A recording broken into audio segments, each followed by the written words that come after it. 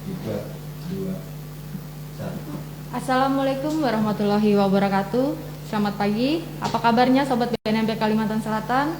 Mudah-mudahan kita dalam keadaan sehat dan yang pasti terhindar dari COVID-19 ya. Amin, amin ya rabbal alamin. Kembali lagi nih kita dalam program acara podcast BNNP Kalimantan Selatan bersama saya Ria Ayu Rukmawati selama 30 menit ke depan. Kali ini tema kita sangat menarik nih pemirsa, yaitu pemberantasan narkoba di wilayah Kalimantan Selatan. Dengan narasumber kita kali ini dengan Bapak Kompol Yanto Suparwito selaku Kasih Sidik Tindak Kejar BNNP Kalimantan Selatan. Mari bersama-sama kita sapa dulu ya Bapak. Apa kabar Bapak hari ini? Alhamdulillah kabar baik. Sudah puasa yang ke-22 hari nih Pak. Ya betul. Masih puasa Bapak ya? Masih puasa, mudah-mudahan lancar. Amin, sampai beduk ya Pak ya? Ya alhamdulillah. Nah Pak kita ini nggak terasa ya Pak, sudah 1 tahun lebih ya masuk masa pandemi nih. Iya betul. Ya kan berdampingan dengan pandemi ya Pak ya? Iya betul. Apakah selama pandemi ini di wilayah Kalimantan Selatan ini terjadi penurunan atau malah lonjakan Pak terhadap kasus penyalahgunaan narkoba ini Pak? Oh iya betul ya.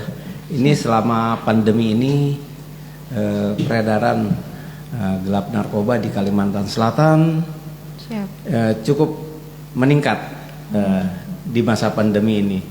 Ini juga sangat menarik karena di masa pandemi ini orang istilahnya orang yang ketakutan dengan kasus pandemi ini malah dalam peredaran narkoba sangat meningkat sekali. Terbukti dengan kami dari bidang pemberantasan BNNP Kalimantan Selatan sudah banyak mengungkap kasus, bahkan memutus jaringan peredaran gelap narkoba di Kalimantan Selatan itu sampai bulan ini aja sudah 12 kasus, 12 SKN yang kita ungkap. Iya, itu berapa besar Bapak?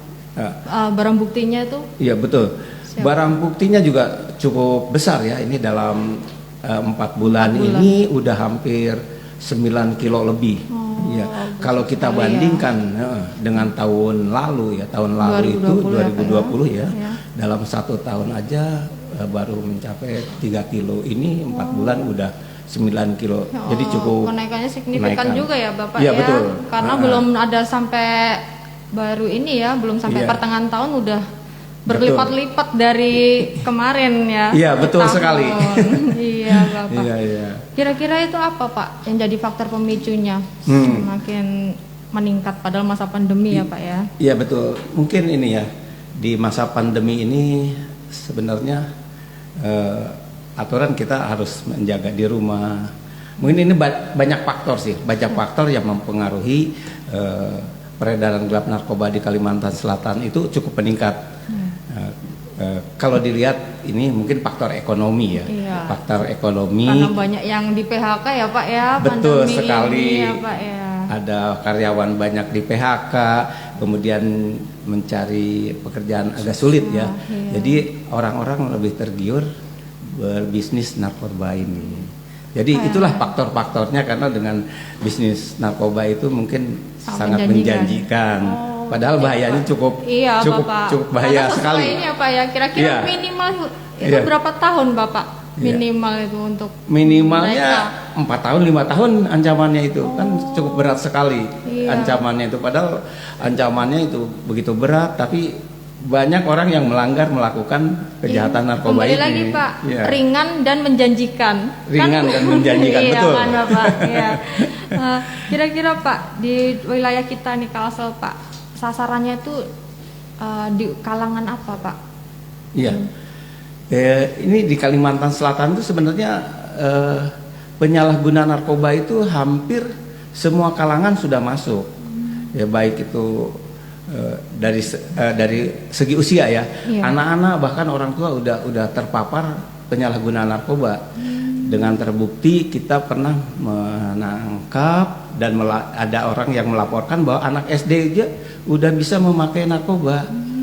Kira-kira menyabu itu. Menyabu ya Pak. Iya. Jadi Jadi tetapi dalam semua kalangan itu lebih dominan sih antara umur 30 sampai 50 itu orang-orang dewasa. Orang dewasa. orang dewasa, bahkan dari kalangan pegawai, karyawan, bahkan aparat pemerintah juga banyak yang terlibat di dalam penyalahgunaan narkoba itu. Luar biasa Bapak Iya, ya, betul. Kalimantan Selatan nih Pak ya. Kira-kira Iya. peringkat berapa kita nih Pak?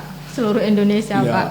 seluruh Indonesia kita dulu dalam pengungkapan kasus pernah sampai ranking 5. Ya, mungkin untuk tahun sekarang penelitian mungkin nggak tahu ranking Belum berapa. ya Pak ya, karena belum. kita masih baru 4 bulan ya menginjak 2021 ini Bapak ya. Sepertinya dalam kurun waktu ini mungkin ranking 10 besar bisa masuk karena di Kalimantan Selatan itu peredaran narkobanya cukup biasa ya, luar Pak ya. biasa. Kira-kira nih Pak, modus apa yang lagi ngetren yang digunakan penyalahguna nih di wilayah kita nih Pak? Iya, iya betul. Ya, modus operandi yang dilakukan oleh sindikat narkoba yang ada di Kalimantan Selatan, kebanyakan dia menggunakan menyamar dengan bentuk makanan biasanya, selundupan dengan bentuk makanan itu. Itu lewat apa Bapak? Nah, Ojek gitu atau? iya, yang masuk itu ya, biasanya disamarkan oleh makanan-makanan seperti bungkus teh, makanan, kue kaleng gitu. Tetapi narkotika yang masuk ke Kalimantan Selatan itu kan awalnya itu melalui darat. Memang yang masuk ke Kalimantan Selatan ada udara, darat, laut. Tapi yang lagi banyak melalui darat karena lintas Kalimantan Selatan itu berbatasan dengan Kaltim, Kalimantan Tengah. Selama ini juga barang yang masuk ke Kalimantan Selatan itu rata-rata dari Kalimantan Timur, dari Malaysia, Kalimantan Utara, Kalimantan Timur, baru ke Kalimantan Selatan. Ya. Itu jadi dibawa sendiri atau lagi pengiriman atau gimana itu Pak? Yaitu modusnya dibawa sendiri dengan disamarkan melalui angkutan pribadi, mobil pribadi, kalau enggak mobil box. Nah, jadi disamarkan seolah-olah dia membawa bahan pangan. Ya, itulah yang masuk ke Kalimantan Selatan. Siap Pak. Dari faktor-faktor tadi ya Pak ya. Iya betul ya. Bapak ungkapkan tadi ya. Kira-kira langkah-langkah BNNP Kalsel ini dalam menekan angka peredaran gelap narkoba ini Pak di wilayah Kalsel ini apa Bapak? Oh iya betul.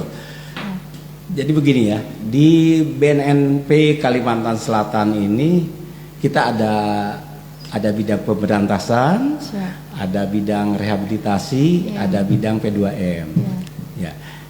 Mungkin ini langkah-langkah pencegahan oleh BNNP Kalimantan Selatan yang sudah dilakukan dan yang akan dilakukan ialah bidang pemberantasan. Mungkin kita memutus jaringan peredaran gelap narkoba yang ada di Kalimantan Selatan dengan cara mungkin kita melakukan penyelidikan, penangkapan yang ada di Kalimantan Selatan. Kemudian dari bidang rehabilitasi kita juga BNNP Kalimantan Selatan bukan hanya menangkap pelaku itu, kita melakukan rehabilitasi terhadap orang yang terpapar, penyalahguna yang terpapar narkoba. Dan datang sendiri ya Bapak ya? Iya betul. Jadi gini, saya juga kepada masyarakat, andai kata ada keluarga, mungkin keluarga, anak, saudara yang terpapar narkoba, silahkan bawa ke BNNP. Daripada ditangkap dulu ya Bapak ya? Kemudian satu lagi, tadi bidang rehabilitasi, ada bidang P2M. P2M ini ya selalu yang memberi penyuluhan. Untuk pencegahan ya Bapak ya? Betul. Jadi Bapak ya, supaya jadi di BNNP ini lengkap Bapak ya, ada rehab, ada pemberantasan, ada pencegahan, jadi bisa kolaborasi semua bidang ya Bapak ya, kita berkaitan ya Pak ya. Iya betul, jadi nggak terfokus hanya memberantas narkoba aja, kemudian dari efek pengguna juga kita bisa direhabilitasi. Nah, jadi pemirsa siapa tahu ada keluarga tidak usah malu karena kemungkinan kita akan merahasiakan ya di sini. Silakan datang kalau mau direhab secara pribadi dengan permohonan bisa datang ke BNNP Kalimantan Selatan ya Pak ya, untuk dilakukan rehabilitasi. Pak gini, kalau kita nih masyarakat ya Pak ya, seandainya punya informasi nih ada pesta atau mungkin ada nih di sini ada pengedar nih Pak di tempat saya ini kira-kira masyarakat Gimana nih Pak cara menyampaikannya ke BNNP Kalimantan Selatan ini Bapak? Oh ya betul, ya betul. Kita mungkin sangat mengapresiasi ya dari laporan dari masyarakat, karena kita tanpa laporan masyarakat tidak mempunyai informasi ya. Siap. Jadi sangat dibutuhkan sekali informasi dari masyarakat itu. Jadi andai kata masyarakat mempunyai informasi tentang peredaran gelap narkoba, apa itu sebagai pengedar, penyalahguna narkoba, bisa langsung lapor ke kantor BNNP Kalimantan Selatan, Jalan DI Panjaitan nomor 41 Banjarmasin. Atau bisa melalui call center ya. Ada telepon khusus, mungkin bapak-bapak, ibu-ibu misalnya ada mempunyai informasi, silahkan kontak ke nomor 0811 5005 5151. Nah, bisa melalui handphone, nelpon lah ke BNP. Atau lewat via Instagram ya Bapak ya? Iya, betul. Ya, bisa DM langsung ya. Instagram juga bisa. Ke info BNN Provinsi Kalsel. Iya, betul. Ya, jadi jangan segan-segan, jangan ragu-ragu. Andai kata bapak-bapak, ibu-ibu masyarakat warga Kalimantan Selatan mempunyai informasi tentang peredaran gelap narkoba, penyalahgunaan narkoba, silahkan lapor ke BNNP Kalimantan Selatan. Gini Pak, kadang tuh masyarakat tuh kan takut Pak mau datang gini kan Pak. Nanti saya kalau ini kan rata-rata apalagi orang yang kita kenal nih Pak yang mau dilaporin gitu kan Pak. Kira-kira nih aman nggak sih Pak untuk si pelapor atau orang yang memberi informasi ini kira-kira dirahasiakan? Iya betul. Tuh, Pak. Ya mungkin ya kebanyakan masyarakat kadang-kadang mengetahui ada penyalahgunaan narkoba, tetapi dia takut akan melapor gitu, Pak. Jadi gini, masyarakat tidak usah khawatir kalau melapor, kita rahasiakan. Si pelapor itu kita rahasiakan.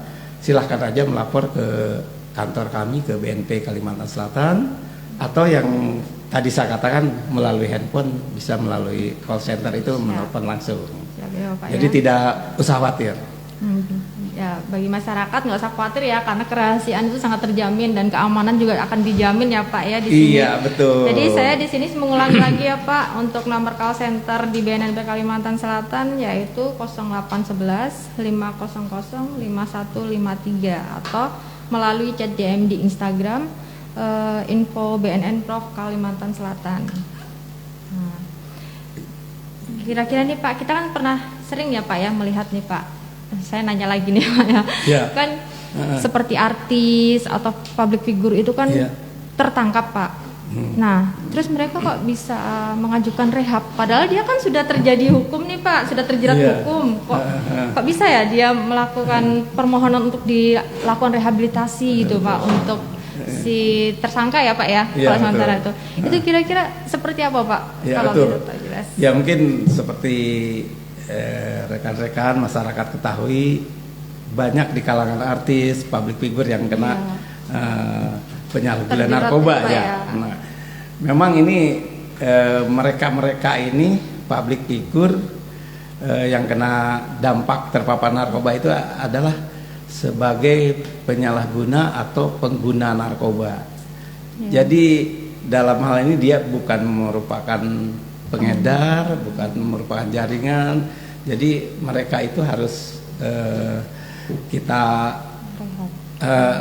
kita amankan, kita rehabilitasi ya untuk supaya jangan terjerumus ke lebih dalam lagi. Jadi saya rasa ya perlu direhabilitasi sih, karena dia korban ya Bapak korban, ya, bukan suatu sindikat ya yang harus ditindak ya, karena dia juga sebagai korban.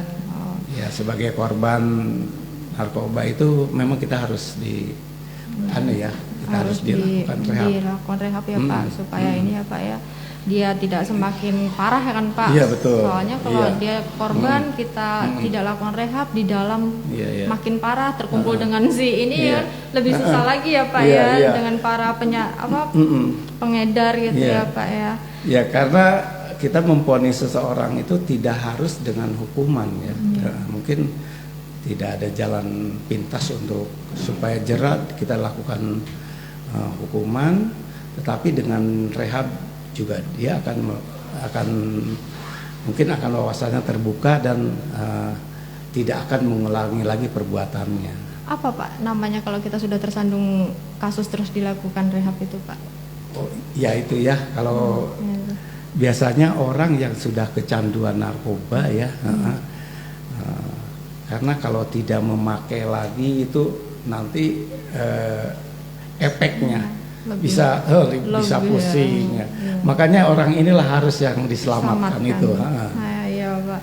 Ini dari tadi kan saya terus nih Pak yang bertanya. Kita coba kasih kesempatan nih untuk masyarakat. Siapa tahu ada yang mau mengajukan pertanyaan, bisa.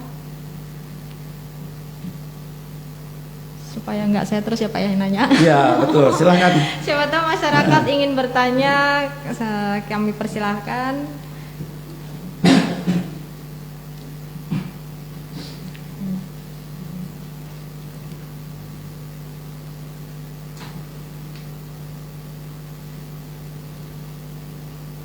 Kita beri waktu sedikit lagi, siapa tahu ada ya. Iya. Mungkin masih sibuk nih, Mas. Iya ya Pak, masih puasa ini sibuk masih kita puasa, Pak. Ya. Iya, Pak. Apalagi ini mau dekat Lebaran, mungkin udah ya Pak ya. Pada belanja ya. Pak? Hamin 7 ya Pak ya. Iya. Hamin 7. Hamin 7 ya. Tapi kita juga sekarang nggak boleh mudik ya Pak ya. Iya betul, ada instruksi dari pemerintah juga kita tidak boleh mudik. Iya. Ya. Bahkan ada surat edaran tidak bisa buka bersama dan Pak. Open house. Iya, open house ya Pak ya. Iya. Memang benar Pak, wilayah Kalsel saat ini memang sangat meningkat ya, khususnya di COVID-19 ini Pak. Banyak juga yang meninggal juga banyak. Ya, mungkin dengan adanya tidak boleh mudik ini mudah-mudahan peredaran narkoba juga agak menurun. Iya. Bisa menurun lah. Amin ya Pak ya. Iya. Mudah-mudahan kita ini generasi kita ini sehat dan akan inilah lebih maju untuk bangsa itu kan. Kita harus beradaptasi sehat tanpa narkoba. Iya. Benar-benar memang luar biasa Pak, pengaruh narkoba ini merusak segala-galanya Bapak. Iya betul. Luar biasa. Iya betul, udah harganya mahal, biaya rehabnya mahal. Akhirnya mengundang apa aja yang ditabrak semua akhirnya Pak ya. Iya betul. Nggak ada uang pun apa jadinya lah. Iya betul. Yang penting dapat gitu ya Pak ya, kalau sudah memang itu. Ada pengalaman juga, udah saya katakan tadi ya, peredaran narkoba itu udah mencakup semua golongan. Bahkan ada seorang mahasiswa, mungkin ini kita inisialkan aja dulu, tertangkap. Awalnya dia dikasih temennya, dicoba-coba 2-3 kali dicoba-coba make. Kemudian selanjutnya beli patungan, udah beli patungan terus make, udah kecanduan, dia beli sendiri. Nah, itulah pengalaman-pengalaman yang ada di masyarakat itu. Ini ada pertanyaan ya Bapak dari masyarakat nih Bapak. Dari ini Algif 11 ya Pak ya. Ini dia menanyakan tadi ya kayaknya Pak, ini bersangkutan seperti tadi ya Pak ya. Kami dengar ada program TAT nih Pak. Bisa dijelaskan Bapak gimana? Iya. Program TAT ya. Iya. Tim asesmen terpadu ya. Emang di BNP Kalimantan Selatan ada tim asesmen terpadu. Itu gunanya, andai kata yang saya katakan tadi, andai kata ada keluarga, sanak saudara yang terpapar narkoba, bisa dilaporkan ke BNP Kalimantan Selatan untuk dilakukan TAT. Nanti TAT itu akan dilakukan rehabilitasi. Ada rehab inap, rehab jalan. Selain orang melapor juga kita yang kedapatan orang itu pengguna narkoba, waktu kita tangkap tapi dia betul-betul pengguna, kita bisa lakukan TAT itu. Memang murni pengguna ya Bapak ya. Pengguna. Itu dari segi apa ya kita Pak melihat murni pengguna atau tidak itu Pak? Kita bisa mengetahui ya, mungkin selain tadi laporan itu jelas. Yang kita tangkap dia sebagai pengguna tuh, waktu kita tangkap dia sedang melakukan aktivitas misalnya menyabu, tertangkap tangan waktu menyabu. Memang betul dia hanya barangnya kurang dari 1 gram sesuai SMA Mahkamah Agung, kita bisa melakukan TAT untuk direhabilitasi. Berarti ini banyak tim ya Pak ya? Ada tim dari mana aja nih Pak? Untuk untuk menyatakan dia itu kan ini rehab kan tadi kata Bapak kan ada rehab jalan, ada rawat inap ya kan. Betul. Tapi kalau TAT ini kayaknya mungkin rawat inap ya Pak ya, karena statusnya dia sudah terjerat duluan ya Pak ya. Oh iya betul. Jadi nah kira-kira timnya ini dari mana aja nih Pak? Oh iya. Jadi tim TAT itu kita ada dari Kejaksaan, dari Polri, dari BNN, kemudian dari kesehatan, mungkin dari psikolog ya, dokter ya, itu udah ada timnya. Nah, jadi lengkap Bapak ya. Lengkap. Jadi kan ini Bapak siapa ya tadi Pak Algif. Jadi lengkap ini ya, kita tidak bukan hanya seorang penyidik yang memutuskan dia untuk dilakukan rehabilitasi karena dia sudah terjerat narkoba, tapi karena dia memang pure pengguna dari kronologi penangkapan dan barang bukti, dia di situ kita akan dengan TAT itu ada dari pihak kejaksaan, dari Polda, kepolisian ya Pak, dari kesehatan, ada dokter dan psikolog. Yang betul sekali. Nah itu nanti dari rapat itu ya Pak memutuskan ya. Jadi bukan hanya dari satu orang yang memutuskan atau dari keluarga tersangka, tidak. Tidak, iya betul, betul jadi, sekali. Jadi ini semuanya lengkap dari semua kejaksaan dan kesehatan semuanya ada gitu ya Pak. Iya ada lengkap. Nah ini ada pertanyaan lagi Pak dari Prof Iki 13 ya. Kecanduan ngelem itu bisa nggak dilakukan rehabilitasi di BNN Bapak? Nah iya betul, ini di Kalimantan Selatan khususnya ya, banyak sekali orang yang menggunakan lem ya. Oh banyak juga ya Bapak? Banyak, itu khususnya kalangan anak-anak jalanan, dia selalu memang dalam undang-undang untuk lem itu belum ada ya, belum ada. Tapi dalam hal ini memang ini harus kita cegah, jangan sampai keterlanjuran. Anak itu menggunakan lem karena sangat bahaya sekali. Itu bisa juga dilakukan rehabilitasi daripada nanti kebablasan menggunakan lem terus, nanti pikirannya kacau lah ya. Bisa ya Pak ya? Bisa ya, Pak, ya? direhab. Jadi jangan segan-segan andai kata keluarga ya, dari warga masyarakat yang keluarganya anaknya yang suka ngelem, terpapar lem, itu bisa dilaporkan ke BNP Kalimantan Selatan untuk direhab. Ya, silakan datang aja ya Pak ya ke BNP Kalimantan Selatan. Ya tadi di Jalan DI Panjaitan nomor 41 Banjarmasin. Iya betul. Ini ada satu lagi ya. Ini yang terakhir ya kayaknya Bapak ya. Iya. Ini dari Rudi Kurniawan 28 nih Pak. Nah, bagaimana cara melaporkan adanya pengedar narkoba di lingkungan kita?